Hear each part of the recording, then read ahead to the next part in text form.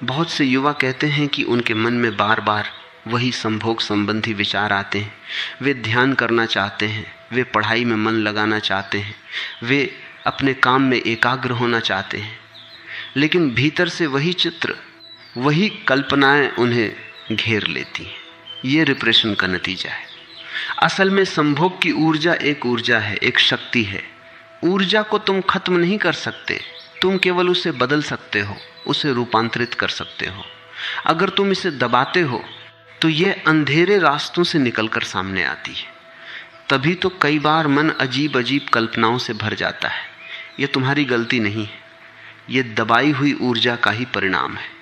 ठीक वैसे ही जैसे पानी का प्रवाह रोका जाता है तो वह रास्ता बदल लेता है, वैसे ही जब संभोग की ऊर्जा को रोका जाता है तो यह विकृत होकर प्रकट होती है। जब पूरा घर सो रहा हो और तुम अकेले अपनी चारपाई पर लेटे हो, अचानक महसूस किया है कि तुम्हारे भीतर एक ऐसी आग धधक रही है जिसे तुम जितना जोर से दबाने की कोशिश करते हो उतनी ही तेजी से वह आग तुम्हें घेर लेती है।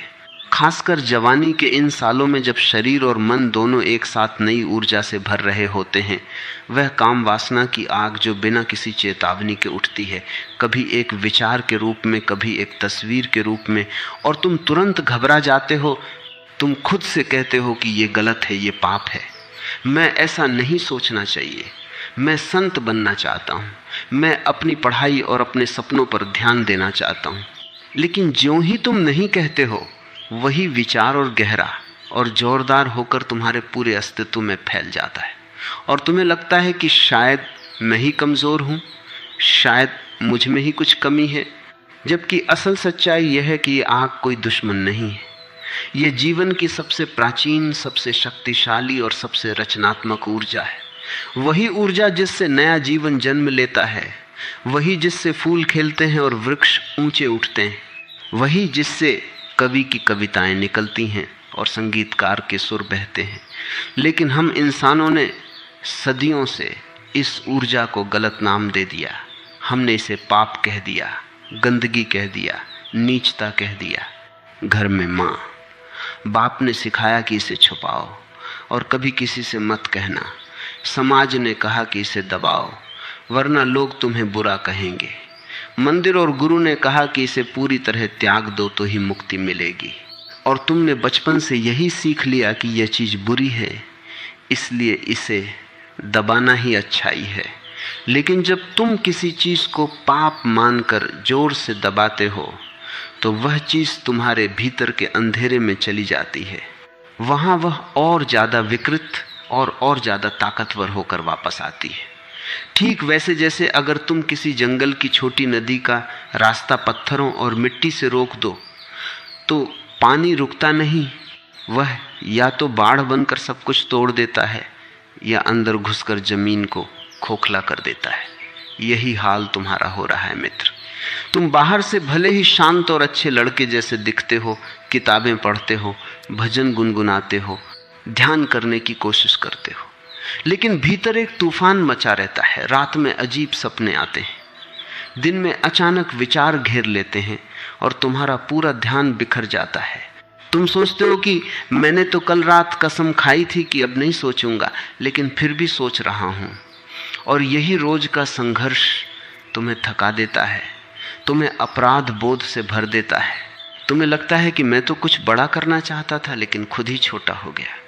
जबकि मैं तुमसे कहता हूं कि यह अपराध बोध तुम्हारा नहीं है, यह है उस पुरानी गलत शिक्षा का नतीजा है जिसे समाज ने सदियों से तुम पर थोपा है। एक छोटी सी कहानी सुनो जो इस सच्चाई को बहुत गहरे से समझाती है। बहुत पुराने समय की बात है। एक छोटे से गांव में एक युवक रहता था, उसका नाम था आनंद। वह बहुत समझदार और सच्चा था।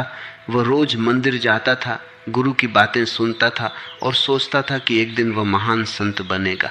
लेकिन जवानी आने के साथ उसके भीतर एक नई आग जाग उठी। वह आग उसे रात दिन सताने लगी। वह घबरा गया। उसने सोचा कि यह तो पाप है, मैं इसे दबा दूंगा। उसने कसम खाई कि अब कभी इस विचार को मन में नहीं आने दूंगा। वह दिन भर मंदिर में बैठता, नाम जपता, लेकिन ज्यों ही वह अकेला होता वही विचार लौट आता और ज्यादा ताकत के साथ आनंद और ज्यादा डर गया। उसने और जोर से दबाना शुरू किया। वह खाना कम करने लगा, सोना कम करने लगा, जंगल में जाकर घंटों ध्यान करने की कोशिश करने लगा। लेकिन जितना वह दबाता उतना ही वह विचार विकृत रूप लेने लगा। अब वह सिर्फ विचार नहीं रह गया था, वह सपनों में भयानक रूप लेने लगा। आनंद रात भर जागता रहता और रोता रहता कि मैंने क्या कर लिया। मैं तो संत बनना चाहता था लेकिन पापी बन गया। एक दिन गांव का एक बूढ़ा फकीर जंगल से गुजर रहा था। उसने आनंद को इस हाल में देखा तो हंसते हुए पास बुलाया और बोला, बेटा तू क्या कर रहा है? तू नदी को रोकने की कोशिश कर रहा है। नदी रुकती नहीं, वह रास्ता बदल लेती है। तू इस आग को दबा नहीं सकता। इसे देखना सीख, इसे समझना सीख, क्योंकि यही आग अगर सही दिशा में गई तो तुझे रोशनी देगी, और अगर तू इसे दबाता रहा तो यही आग तुझे जला डालेगी। आनंद ने पूछा कि फिर क्या करूं? फकीर ने कहा, बस देखो, जब भी वह उठे तो घबराओ मत, खुद को दोष मत दो, चुपचाप देखो जैसे कोई साक्षी देखता है, बिना कुछ करने की कोशिश किए सिर्फ देखो। आनंद ने वैसा ही किया।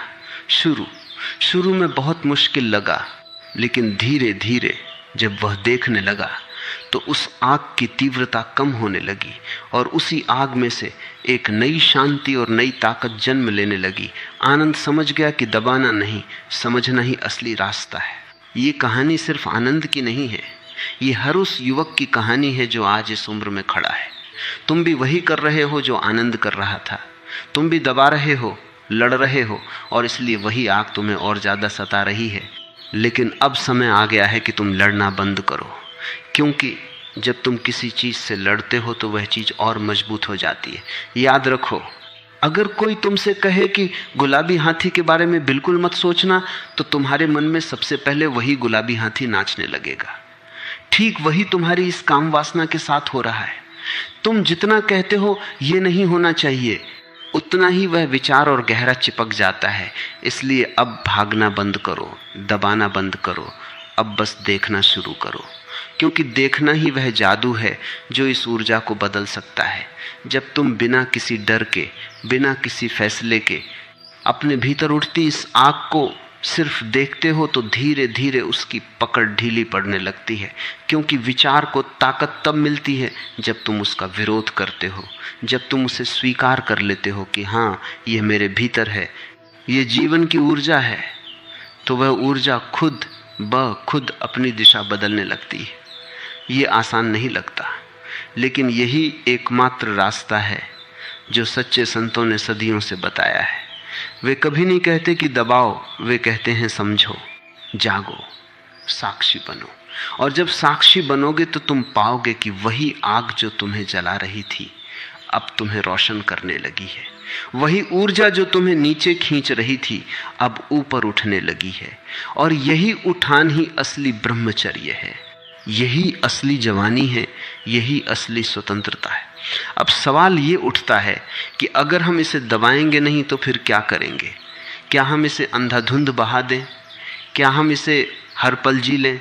नहीं, क्योंकि अंधा भोग भी उतना ही खतरनाक है जितना अंधा दमन।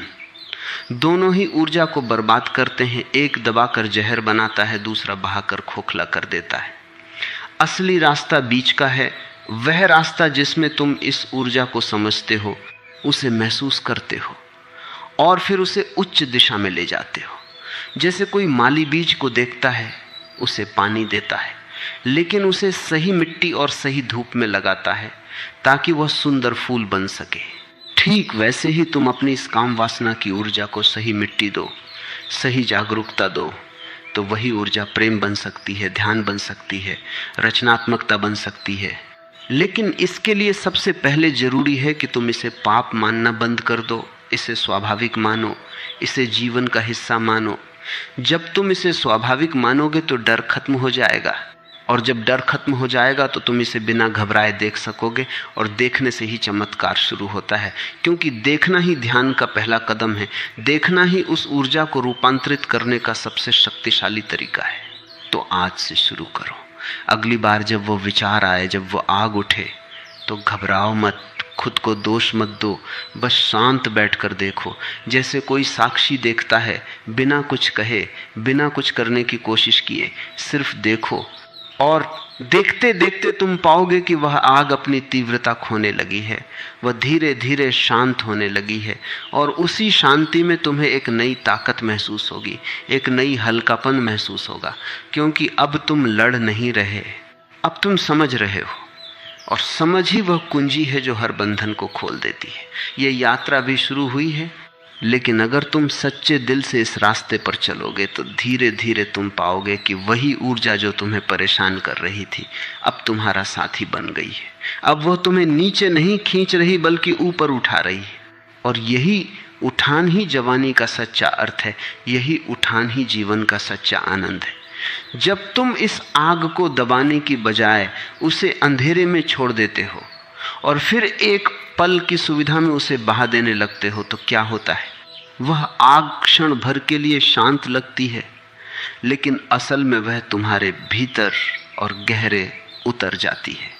वह तुम्हें एक अजीब से चक्र में बांध लेती है, जिसमें पहले एक तीव्र खिंचाव उठता है, फिर एक क्षणिक राहत मिलती है और फिर तुरंत एक भारी खालीपन और अपराध बोध का बोझ तुम्हारे ऊपर लद जाता है। ये चक्र बार बार दोहराता है और हर बार तुम सोचते हो कि इस बार आखिरी बार था, इस बार मैं सच में रुक जाऊंगा। लेकिन कुछ ही देर बाद वही खिंचाव फिर से तुम्हें खींच ले जाता है। यहाँ पर असली समस्या शुरू होती है, क्योंकि जब ये ऊर्जा बार बार यांत्रिक रूप से बहाई जाती है तो वह तुम्हारी पूरी शक्ति को चूसने लगती है।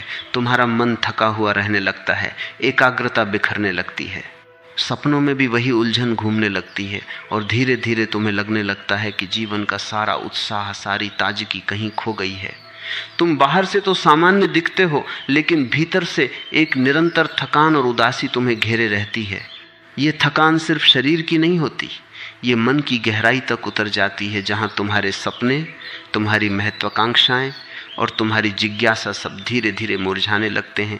क्योंकि ये ऊर्जा जीवन की मूल शक्ति है।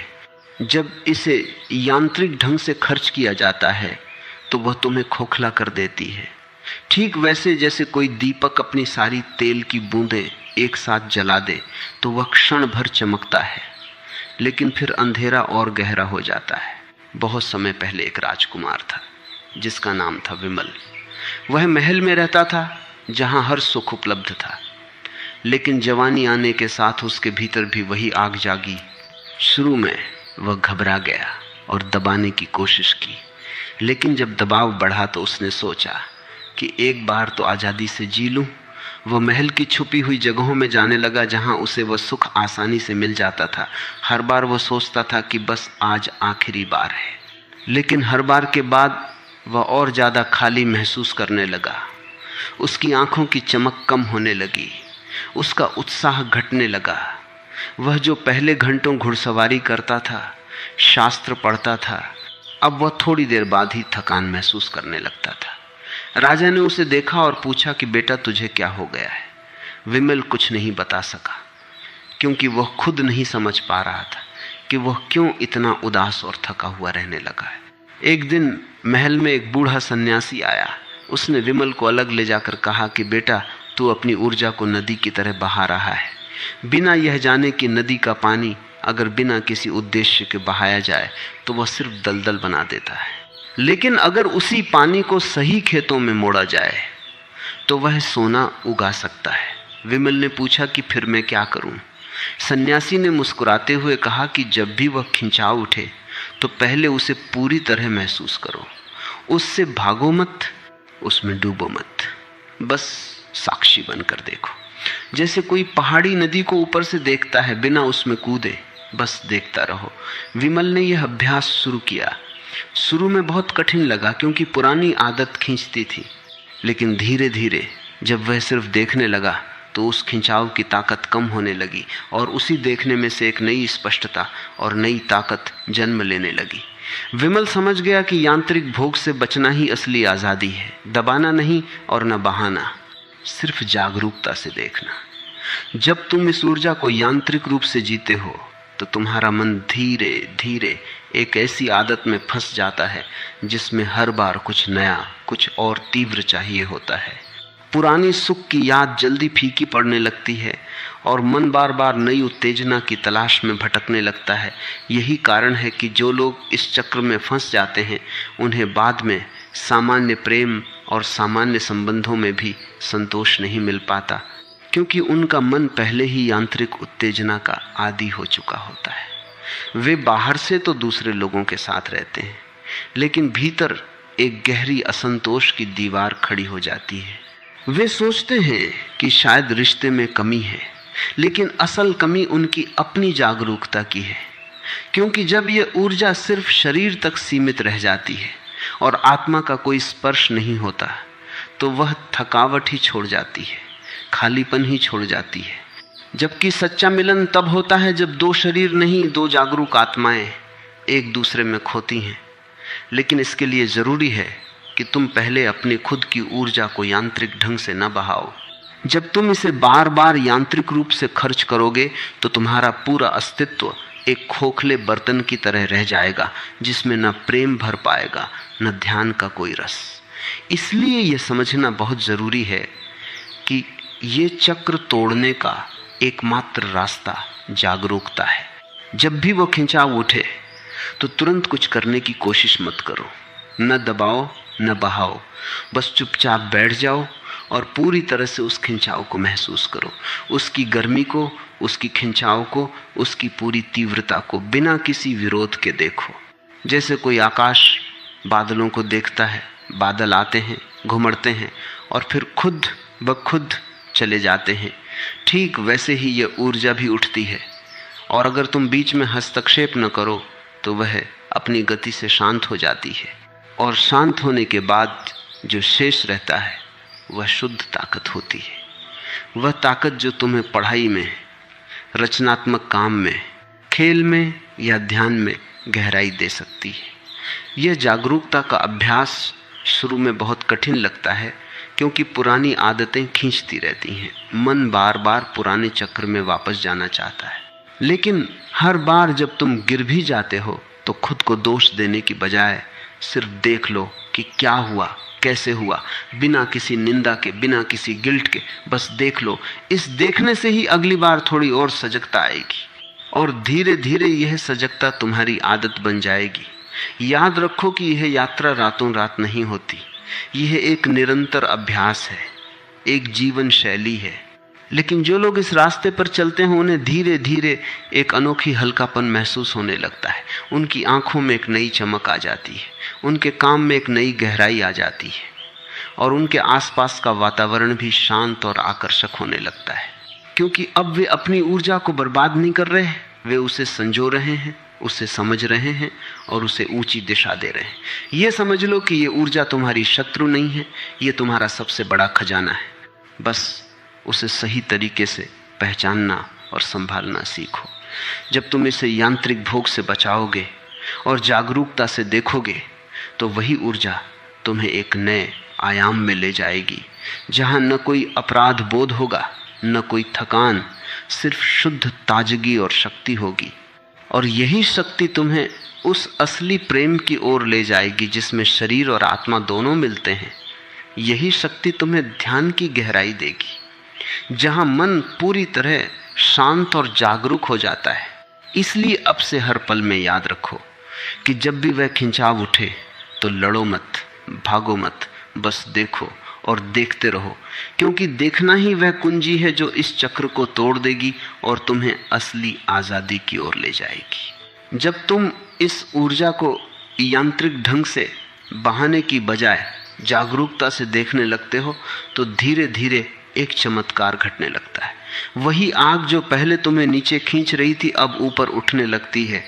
वही खिंचाव जो पहले शरीर तक सीमित था अब मन की गहराइयों को छूने लगता है और फिर एक ऐसे आयाम में पहुंच जाता है जहां वह प्रेम और ध्यान का रूप ले लेती है। ये रूपांतरण किसी जबरदस्ती का नहीं होता, ये स्वाभाविक रूप से होता है। जैसे कोई नदी जब अपने रास्ते पर बहती है तो पहाड़ों को काटती हुई भी आगे बढ़ती है, लेकिन अगर उसे सही दिशा मिल जाए तो वह खेतों को हरा भरा कर देती है।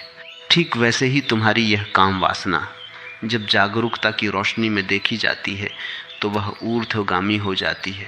वह तुम्हारे भीतर के ऊंचे केंद्रों को जगाने लगती है। तुम्हें अचानक लगने लगता है कि पढ़ाई में मन पहले से ज्यादा लग रहा है। रचनात्मक काम करते समय विचारों में एक नई स्पष्टता आ रही है। और जब तुम किसी से प्रेम करते हो तो वह प्रेम सिर्फ शरीर तक नहीं रुकता बल्कि आत्मा तक पहुंचने लगता है, क्योंकि अब तुम्हारे पास देने के लिए शुद्ध ऊर्जा है, खोखली नहीं, थकी हुई नहीं, बल्कि ताजा और जीवंत।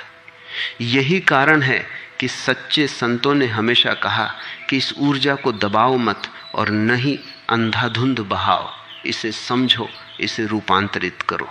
क्योंकि यही ऊर्जा जब ऊपर उठती है तो ध्यान बन जाती है, प्रेम बन जाती है और अंत में समाधि का द्वार खोल देती है। बहुत पुराने समय में एक युवती थी जिसका नाम था पद्मा। वह एक छोटे से आश्रम में रहती थी और गुरु से साधना सीख रही थी। उसके भीतर भी वही आग जागी हुई थी जो हर युवा को सताती है। शुरू में वह बहुत परेशान हुई। उसने दबाने की कोशिश की लेकिन असफल रही। फिर उसने सोचा कि शायद इसे पूरी तरह त्याग दूं, लेकिन त्याग भी नहीं हो पाया। एक दिन गुरु ने उसे जंगल में बुलाया और कहा कि बेटी, यह आग तेरी शत्रु नहीं है, ये तेरी कुंडलिनी है, ये नीचे सोई हुई शक्ति है जो अगर जाग जाए तो तुझे ऊंचाई दे सकती है। पद्मा ने पूछा कि कैसे? गुरु ने कहा कि जब भी वह आग उठे तो आंखें बंद कर लेना, सांस पर ध्यान रखना और बस देखना, बिना कुछ करने की इच्छा के, बिना कुछ रोकने की इच्छा के, सिर्फ देखना। पद्मा ने कई महीनों तक यही अभ्यास किया। शुरू में खिंचाव बहुत तेज आता था, लेकिन धीरे धीरे जब वह सिर्फ देखने लगी तो उस आग में एक नई मिठास आने लगी। वह आग अब शरीर की बजाय हृदय को छूने लगी। और फिर एक दिन ध्यान में बैठे हुए उसे अचानक लगा कि वही ऊर्जा उसके सिर की ओर उठ रही है, जैसे कोई कमल खिल रहा हो। उसकी आंखों में एक अनोखी चमक आ गई, उसके शब्दों में मिठास आ गई और आश्रम के लोग कहने लगे कि पद्मा में अब कुछ अलग ही आभा है। गुरु ने मुस्कुराते हुए कहा कि देखा बेटी, वही आग जो तुम्हें सता रही थी अब तुम्हें रोशन कर रही है। यही असली ब्रह्मचर्य है, यही असली रूपांतरण है। जब ये रूपांतरण शुरू होता है तो तुम पाते हो कि प्रेम अब पहले जैसा नहीं रहता। पहले प्रेम सिर्फ आकर्षण और शरीर की खोज था, लेकिन अब वह गहरे मिलन का रूप ले लेता है। जब दो लोग पूरी जागरूकता और प्रेम से एक दूसरे के पास आते हैं तो उनका मिलन सिर्फ दो शरीरों का नहीं रह जाता, वह दो आत्माओं का मिलन बन जाता है। उसमें न कोई जल्दबाजी होती है, न कोई यांत्रिकता, सिर्फ पूर्ण उपस्थिति होती है। और उसी उपस्थिति में वही ऊर्जा ध्यान का रूप ले लेती है। सेक्स तब साधना बन जाता है। तब वह थकावट नहीं देता बल्कि नई ताजगी देता है, नया उत्साह देता है, क्योंकि अब ऊर्जा बर्बाद नहीं हो रही, वह ऊपर उठ रही है। यही कारण है कि प्राचीन तंत्र शास्त्र कहते हैं कि काम वासना को दुश्मन मत समझो, इसे साधो। जब तुम इसे साध लोगे तो वही काम राम बन जाएगा। यही बात कबीर ने भी कही थी। उन्होंने कहा था कि काम को मारो मत, उसे साधो, क्योंकि यही शक्ति जब सही दिशा में जाती है तो आत्मा को जगा देती है। इसलिए जब तुम किसी से प्रेम करो तो सिर्फ शरीर से मत मिलो, अपनी पूरी जागरूकता से मिलो, पूरी उपस्थिति से मिलो। तब वह मिलन पवित्र हो जाएगा, वह मिलन तुम्हें और ऊंचा उठा देगा। और अगर तुम अकेले भी हो तो भी यह ऊर्जा तुम्हें अकेला नहीं छोड़ती। वह ध्यान में, संगीत में, कला में, सेवा में और रचनात्मकता में बहने लगती है। जो कवि गहराई से लिखता है, जो संगीतकार सुरों में खो जाता है, जो चित्रकार रंगों में जीवंत हो उठता है, उनकी सारी रचनात्मकता इसी ऊर्जा से आती है। फर्क सिर्फ दिशा का होता है। जब दिशा ऊंची हो जाती है तो वही ऊर्जा सृजन का स्रोत बन जाती है। ये यात्रा रातों रात पूरी नहीं होती, इसमें धैर्य चाहिए, इसमें निरंतर अभ्यास चाहिए। कई बार तुम गिर भी जाओगे, कई बार पुरानी आदत फिर से खींच लेगी, लेकिन हर बार गिरने के बाद अगर तुम बिना खुद को कोसे सिर्फ देख लो कि क्या हुआ, कैसे हुआ, तो उस देखने से ही अगली बार थोड़ी और मजबूती आएगी। धीरे धीरे तुम पाओगे कि अब गिरने की संख्या कम हो रही है और उठने की शक्ति बढ़ रही है। और एक दिन ऐसा आएगा जब तुम्हें अंदर से लगेगा कि अब भीतर कुछ भी कमी नहीं रही। अब एक पूर्णता का एहसास होगा, एक गहरी शांति होगी, आंखों में चमक होगी, चेहरे पर एक अनोखी आभा होगी और तुम्हारे आसपास का वातावरण भी शांत और आकर्षक हो जाएगा। यही अवस्था है जिसे योगी लोग तेजस्विता कहते हैं। यही अवस्था है जहां काम वासना अब वासना नहीं रह जाती, वह शुद्ध ऊर्जा बन जाती है, प्रेम बन जाती है, ध्यान बन जाती है और अंत में मुक्ति का द्वार खोल देती है। इसलिए याद रखो कि यह संघर्ष तुम अकेले नहीं लड़ रहे। सदियों से हर जागरूक इंसान इसी रास्ते से गुजरा है। फर्क सिर्फ इतना है कि कुछ ने इसे दबाया, कुछ ने बहाया और कुछ ने समझा और रूपांतरित किया। जो समझकर रूपांतरित करते हैं वही सच्ची आज़ादी पाते हैं। इसलिए अब से अपनी इस ऊर्जा को दुश्मन मत समझो, इसे अपना सबसे बड़ा मित्र मानो। जब भी वह उठे तो लड़ो मत, बस देखो, महसूस करो और उसे ऊपर उठने दो। प्राणायाम करो, ध्यान करो, सांस पर जागरूक रहो, आसन करो और सबसे ऊपर जागरूकता बनाए रखो, क्योंकि जागरूकता ही वह आग है जो हर बंधन को जला देती है और हर ऊर्जा को प्रकाश में बदल देती है। यह यात्रा अभी शुरू हुई है। अगर तुम सच्चे मन से इस रास्ते पर चलोगे तो धीरे धीरे तुम पाओगे कि वही ऊर्जा जो तुम्हें उलझा रही थी अब तुम्हें मुक्त कर रही है। अब तुम्हारे भीतर और बाहर का कोई भेद नहीं रह गया। अब काम वासना सिर्फ ऊर्जा है और ऊर्जा सिर्फ प्रेम है। यही पूर्णता है, यही ध्यान है, यही असली जीवन है।